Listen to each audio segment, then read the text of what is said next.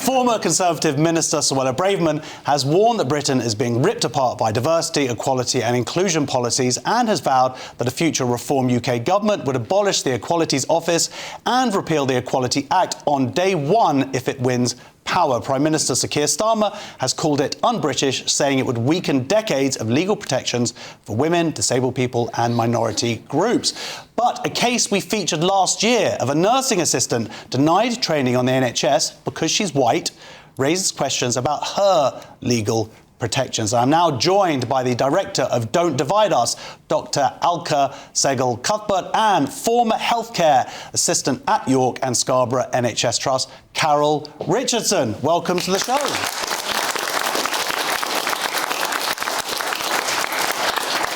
Carol, I understand, sadly, you have lost the case. Maybe you can just, for anybody who didn't see that particular segment last year, if you could just remind us what the story is about. Yes.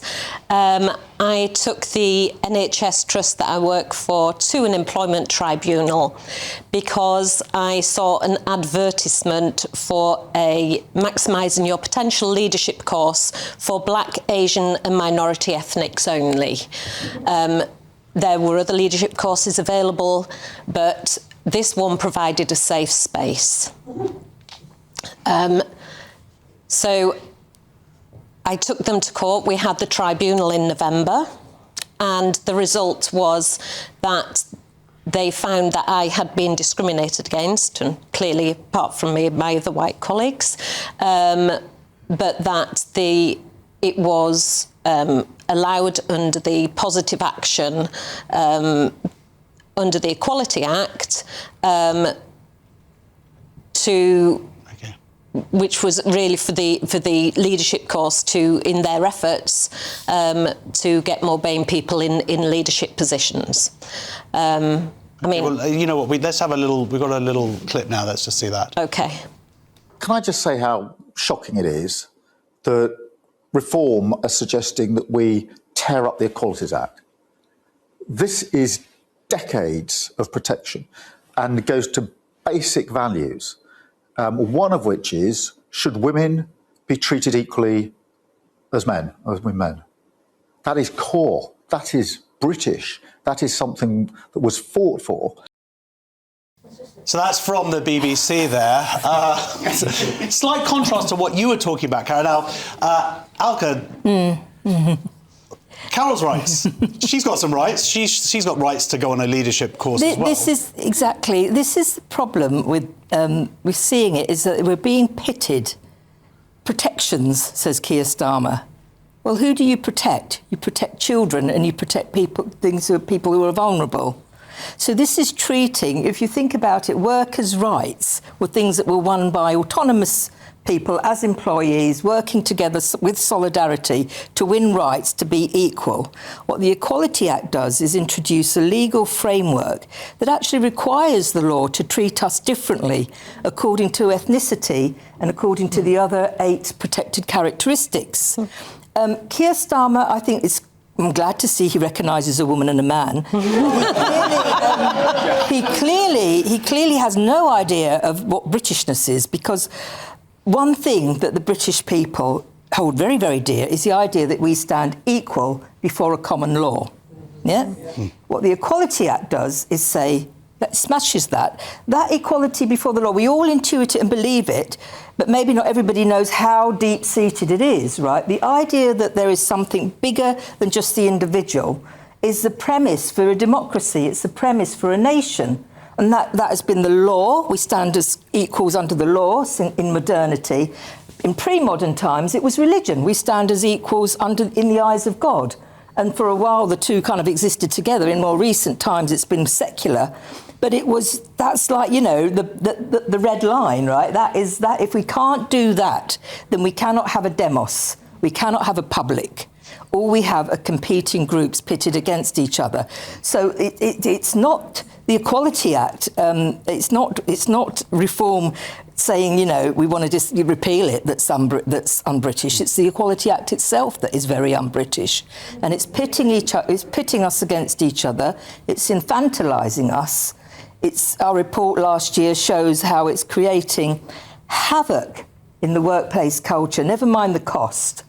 The costs are actually the least important thing in this. We've had about just under 300,000 employment tribunal cases during 8 years, right? 300,000.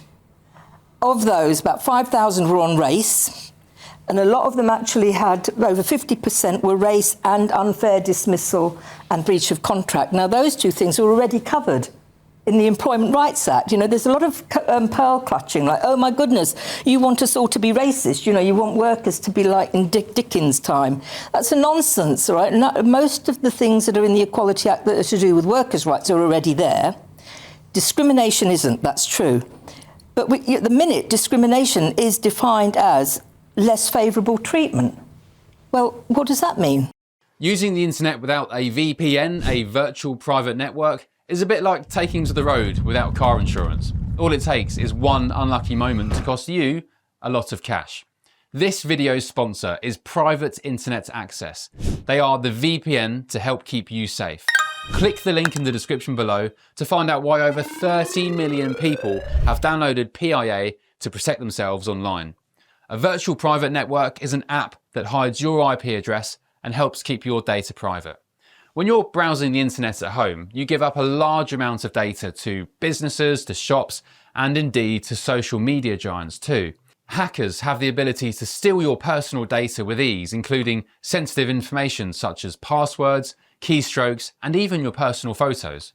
Private Internet Access helps protect your personal data by encrypting your internet connection to keep your data out of the hands of cyber criminals. And it's not just hackers either to be concerned about. Information can be censored too. When Canada passed their C18 bill, social media giants decided to ban news content on their platforms. But PIA can protect your ability to consume the news and content you love. Private Internet Access is available for Windows users, Mac OS, Android, Linux, iOS, and you can use one PIA subscription to protect an unlimited amount of devices. And we've got a huge GB News discount for you too.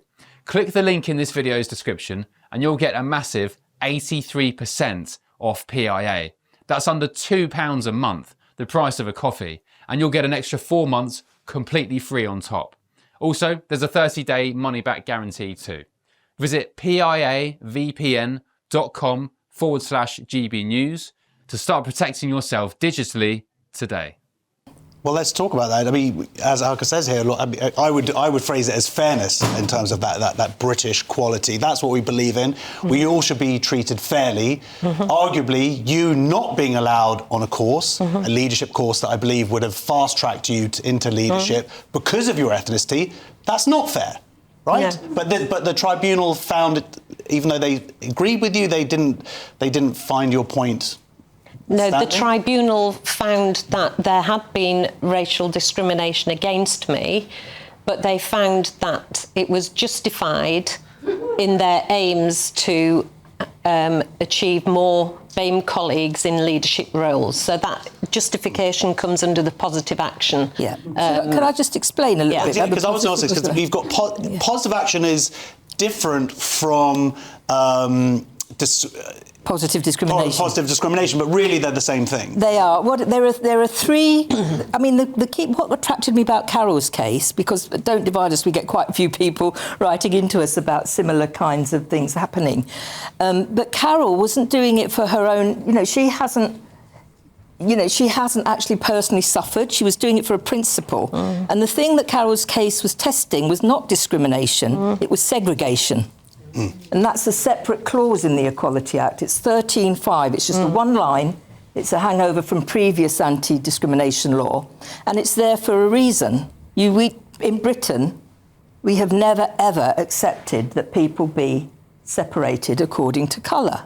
Except, of course, this is exactly what happened here. And what the positive action says is there are three criteria. It's really about re-racialising our culture, because the three criteria for positive action are: does the person with a protected characteristic have a need that is particular to their protected characteristic? Does that person have a disadvantage that is unique to that characteristic? Are they underrepresented?